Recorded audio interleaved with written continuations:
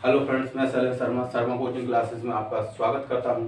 आज की इस वीडियो में हम देखेंगे लेखांकन के सैद्धांतिक आधार, जो कक्षा 11वीं का विषय बिंदु है। कक्षा 11वीं का सेकंड चैप्टर से संबंधित आज हम थ्योरी के बारे में थोड़ा सा चर्चा करेंगे।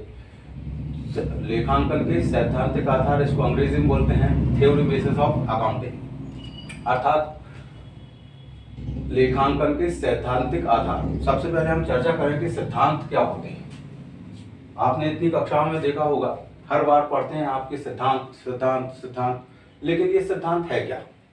सिद्धांत मतलब ऐसे आधारभूत तथ्य या ऐसी आधारभूत बातें जो एक व्यक्ति जो अनुभव जिसने काफी हासिल कर चुका है, अनुभव प्राप्त कर चुका है किसी कार्य को करने का, और उसके बाद में अनुभव प्राप्त करने के बाद में अगर वह अपनी कुछ बातें जो उस अनुभव से संबंधित है उनको शेयर करता है, तो वो सिद्धांत के रूप में काम करने लगती है। अर्थात उन सिद्धांतों को आधार मान करके अगर कोई अन्य व्यक्ति उसको आधार मानते हुए अगर कार्य करता है, तो निश्चित रूप से उसको व्यवसाय में जो है सफलता प्राप्त होती है। तो यहाँ पर लेखांकन मतलब लेखा करने के कुछ सैद्धांतिक बातें हैं। अगर उनका अनुकरण करते हुए कोई भी व्यक्ति या कोई भी व्यवसायी अपने व्यवसाय का संचालन करता है और लेखा कार्य करता है, तो निश्चित रूप से उसको व्यवसाय में सफलता हासिल होती है।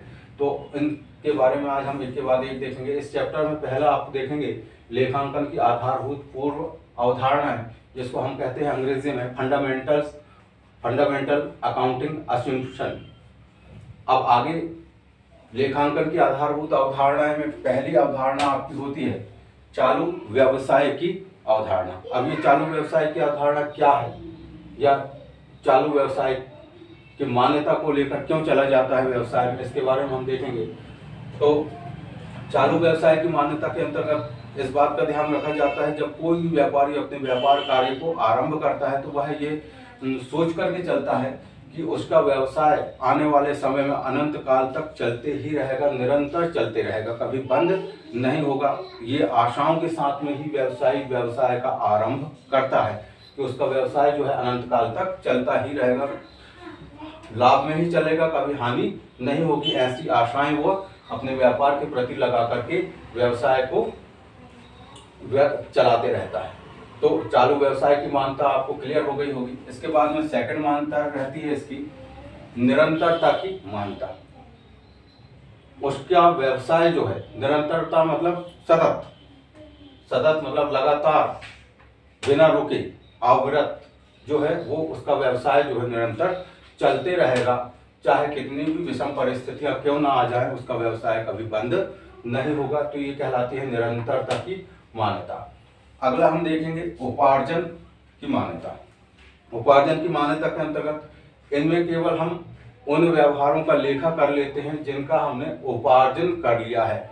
मतलब कुछ ट्रांजेक्शन ऐसे होते हैं कि जिनसे संबंधित राशि अभी हमको प्राप्त नहीं हुई है, लेकिन हमने सेवाएं दे चुके हैं। तो जैसे ही हमने सेवाएं दे चुके हैं तो उतनी राशि को हमारा अधिकार बन गया है कि वह राशि हमको कभी ना कभी प्राप्त हो जाएगी। मतलब राशि हमने अर्जित तो कर ली है लेकिन प्राप्त नहीं हुई है।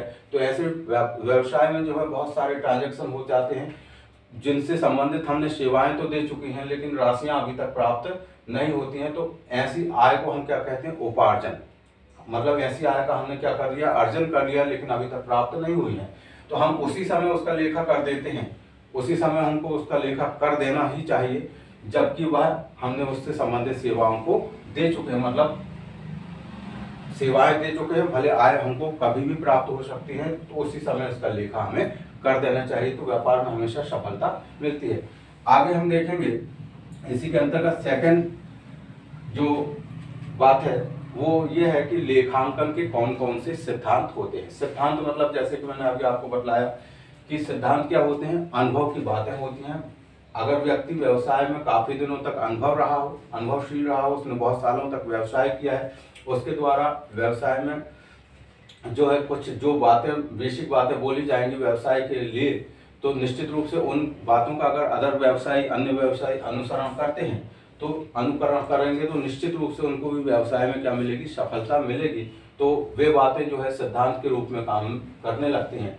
तो वे कौन कौन से सिद्धांत हैं लेखांकन के, जिसको हम अंग्रेजी में बोलते हैं अकाउंटिंग प्रिंसिपल्स।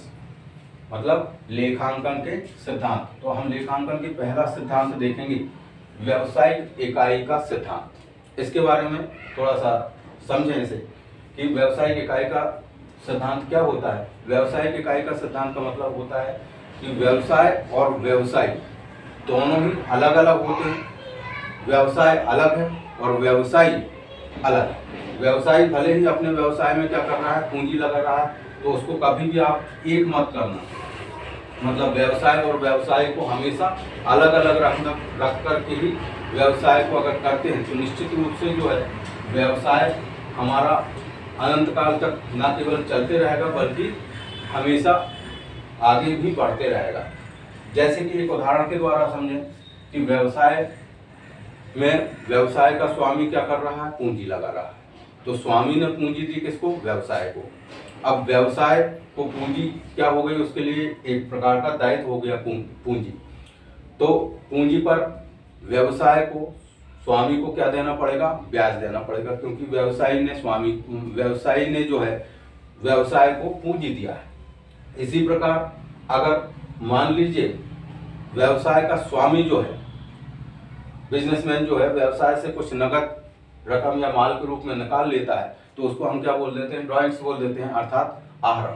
तो अगर उसने आहरण किया है तो उस आहरण पर उसे क्या देना पड़ेगा, ब्याज भी चुकाना पड़ेगा। आहरण की राशि तो वो व्यवसाय को वापस करेगा, जितनी राशि उसने व्यवसाय से निकाला है वह राशि उसको वापस करनी पड़ेगी, साथ में उसको ब्याज भी देना पड़ेगा, क्योंकि व्यवसाय भी जो पूंजी उसको प्राप्त हो रही थी तो पूंजी पर व्यवसाय जो है पूंजी वापरने के कारण उस पर ब्याज भी स्वामी को चुका रहा था। तो दोनों अलग अलग मानता है कि मतलब व्यवसाय और व्यवसायी दोनों क्या होने चाहिए, अलग होने चाहिए। ऐसी धारणा लेकर अगर व्यवसायी व्यवसाय को करता है, इतनी ईमानदारी के साथ अगर वह व्यवसाय को करता है, तो निश्चित रूप से उसको व्यवसाय में क्या होगी, सफलता होगी। अर्थात तो व्यापार में अगर आपने 10 रुपया निकाला है तो उसको ब्याज सहित व्यापार को लौटाना पड़ेगा।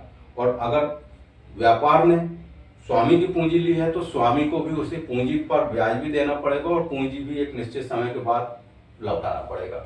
तो व्यवसाय और व्यवसायी दोनों क्या हो गए, अलग अलग हो गए, मतलब पृथक पृथक हो गए। तो व्यावसायिक इकाई की मान्यता यही कहलाती है। अगर इस मान्यता को आधार मान के अगर आप चलते हैं तो व्यवसाय में कभी घाटा नहीं होता है। दूसरी मान्यता को हम देखेंगे। दूसरी मान्यता होती है मौद्रिक मापन का सिद्धांत या मान्यता। तो मौद्रिक मापन की मान्यता क्या है, मौद्रिक मतलब मुद्रा, नगद रुपया, पैसा। तो कहने का मतलब यह है कि ऐसा कोई भी ट्रांजैक्शन का लेखा पुस्तकों में हम नहीं करते हैं जिसको हम मुद्रा में नहीं माप सकते हैं। मतलब जिसको हम मुद्रा में माप सकते हैं उसका ही लेखा हम व्यवसाय की लेखा पुस्तकों में करते हैं। ऐसे कोई भी ट्रांजैक्शन का हम लेखा पुस्तकों में नहीं करते हैं जिसको हम मुद्रा के रूप में मापन नहीं कर सकते हैं, जिसका मुद्रा में आकलन नहीं किया जा सकता है। ऐसे सौदों का लेखा हम व्यवसाय में नहीं करेंगे। इस सिद्धांत को मान्यता देते हुए, मतलब मान्य करते हुए ही लेखा कार्य किया जाता है प्रत्येक व्यवसाय के द्वारा। अगला है आपका लेखांकन अवधि की मान्यता। लेखांकन अवधि की मान्यता या सिद्धांत हमें यह बतलाता है कि हर व्यवसायी ये जानना चाहता है कि एक निश्चित अवधि के बाद, जो कि 1 वर्ष की होती है, उस 1 वर्ष के बाद उसके व्यवसाय में जो उसने मेहनत किया है उसके मेहनत के परिणाम क्या निकल के आए हैं। हर एक व्यापारी ये जानने की चेष्टा करता है और इसी के आधार पर वो क्या करता है, एक निश्चित अवधि मतलब 1 वर्ष के बाद में जो है पूरा लेखा कार्य किया है तो व्यापार खाता, लाभ हानि खाता और चिट्ठा मतलब अंतिम लेखे तैयार करता है ताकि उसको व्यवसाय की पोजीशन की जानकारी मिल सके। तो एक निश्चित अवधि के लिए वो सौदों को अपने पुस्तकों में लिखता है और उसके बाद में उससे संबंधित जो है कुछ विश्लेषणात्मक अध्ययन करता है जिससे उसको व्यापार की पोजीशन ज्ञात हो जाती है। तो ये लेखांकन अवधि की मान्यता कहलाती है। उसके बाद में अगली मान्यता या सिद्धांत क्या आता है कि पूर्ण प्रकटीकरण की मान्यता। पूर्ण प्रकटीकरण की मान्यता क्या है, अर्थात व्यापारी के द्वारा जो भी लेखा कार्य अपने व्यवसाय की पुस्तकों में की जा रही है, लेखा कार्य किए जा रहे हैं, तो उसमें जो है पूर्ण प्रकटीकरण होना चाहिए। मतलब प्रत्येक ट्रांजैक्शन का कुछ ऐसी बातें नहीं होनी चाहिए व्यवसाय की जो गुप्त रखी जाए। मतलब सारी, चाहे अच्छी बातें हैं तो वो भी उसको प्रकट करना चाहिए व्यवसाय को, और जो बुरी बातें हैं जो व्यवसाय को हानि भी पहुंचा सकती हैं, अर्थात उससे जो है आपके सौदों में फर्क पड़ सकता है, लाभों में फर्क पड़ सकता है, लेकिन इतनी ईमानदारी आपको रखनी है प्रत्येक व्यवसायी को कि अच्छी बातों को भी प्रकट करना है और बुरी बातों को भी प्रकट करना है। ऐसा ना हो कि आपने जो व्यवसाय में विगत वर्षों में जो हानियां हुई हैं आपने उसको छिपा दिया है और जो लाभ की स्थिति रही हो उस वर्षों को आपने शो कर दिया है व्यवसाय में। तो ये अधूरी प्रकटीकरण नहीं होना चाहिए, मतलब पूर्ण प्रकटीकरण होना चाहिए। जो सत्यता है उसको आप बिल्कुल रखिए। अगर व्यवसाय में लाभ हो रहा है तो आप लाभ प्रदर्शित कीजिए, किसी बार थोड़ी बहुत अगर हानि भी हो गई है तो उसे भी आपको प्रकट करना ही चाहिए। मतलब पुस्तकों को लिखते समय इतनी पारदर्शिता जरूर रखनी चाहिए हर व्यवसायी को। फिर इसके बाद में अगला सिद्धांत आता है आपका सतर्कता का सिद्धांत या दूरदर्शिता का सिद्धांत। व्यवसायी जो है दूरदर्शी होना चाहिए, अर्थात भविष्य को देखते हुए फैसले लेने वाला होना चाहिए। पूरी बातों को सतर्कता पूर्वक उसको सतर्कता बरतनी चाहिए।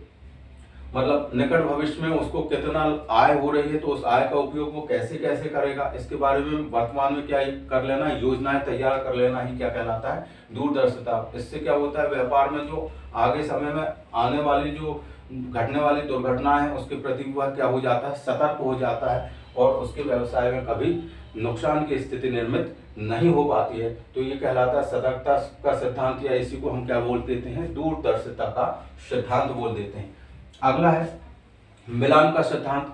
मिलान का सिद्धांत मतलब जब एक व्यवसायी व्यवसाय करता है तो उसके कौन कौन से ट्रांजैक्शन हुए, कब कब किसको कितना दिया, किससे कितना प्राप्त हुआ, इसके बारे में वह अपनी लेखा पुस्तकों से पूरी तरह से क्या कर लेता है, मिलान कर लेता है। उसके बाद में ही वह ये अनुमान लगाता है कि उसको वाकई में कितना लाभ हुआ है या कितनी हानि हुई है। हानि अगर हुई है तो उसके पीछे कौन कौन से कारण रहे हैं, उन कारणों को जानना, ताकि निकट भविष्य में जो वो गलतियां हैं उनका रेपिटेशन ना हो पाए और व्यापार को जो है हानियों से बचाया जा सके। तो यह सब मिलान के सिद्धांत के अंतर्गत आता है। इसके बाद में आप देखेंगे अंतिम सिद्धांत इसी का क्या होता है, द्विपक्षीय सिद्धांत। द्विपक्षीय सिद्धांत लेखांकन में जो भी ट्रांजैक्शन होगा, लेखांकन में जो भी ट्रांजैक्शन या सौदा हो रहा है वो प्रत्येक सौदा जो है दो पक्षों पर प्रभाव डालता है। और वे दो पक्ष कौन कौन से होते हैं, एक तो डेबिट पक्ष होता है और दूसरा क्रेडिट पक्ष होता है।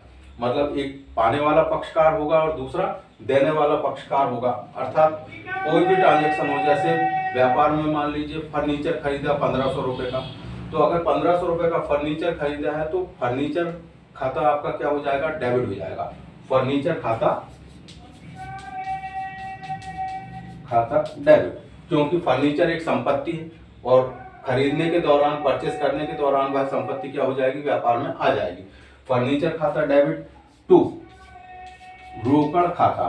ब्रोकर खाता मतलब कैश व्यापार से क्या हो जाएगी, चली जाएगी अगर नगद फर्नीचर खरीदा है तो अब आप देखिए दो पक्षकार यहाँ पे प्रभावित हो रहे हैं। एक तो फर्नीचर व्यापार में आ रहा है तो एक संपत्ति के रूप में व्यापार में क्या आ गया, संपत्ति आ गई। साथ में नगद खरीदने के कारण व्यवसाय से जितने का फर्नीचर खरीदा है तो एक संपत्ति अर्थात रोकड़ कैश व्यापार से क्या हो जाएगा, चला जाएगा। तो इस प्रकार से द्विपक्षीय सिद्धांत मतलब दोनों पक्षों में अलग अलग तरीके से लेखा कार्य किया जाता है। तो इन सिद्धांत, ये लेखांकन के कुछ बेसिक सिद्धांत हैं। तो इन सिद्धांतों को आधार मानते हुए ही लेखा कार्य किया जाता है। और अगर व्यापार में प्रत्येक व्यापारी के द्वारा इन सिद्धांतों का अगर अनुकरण कर लिया जाए तो ऐसी मान्यता है कि कभी भी कोई भी व्यापारी किसी भी प्रकार का अगर व्यवसाय कर रहा है तो व्यवसाय में कभी वह असफल नहीं होगा, हमेशा उसको व्यापार में लाभ होते रहेंगे और उसका व्यापार जो है आगे बहुत ही बढ़ते जाएगा। तो उम्मीद करता हूं कि आज का यह वीडियो आपको पसंद आया होगा। अगर आपको यह वीडियो पसंद आया हो तो आप इसे शेयर और लाइक करें और आपको हमारे अगले वीडियो की नोटिफिकेशन प्राप्त होती रहे, इसलिए इस चैनल को जो है सब्सक्राइब करें। धन्यवाद।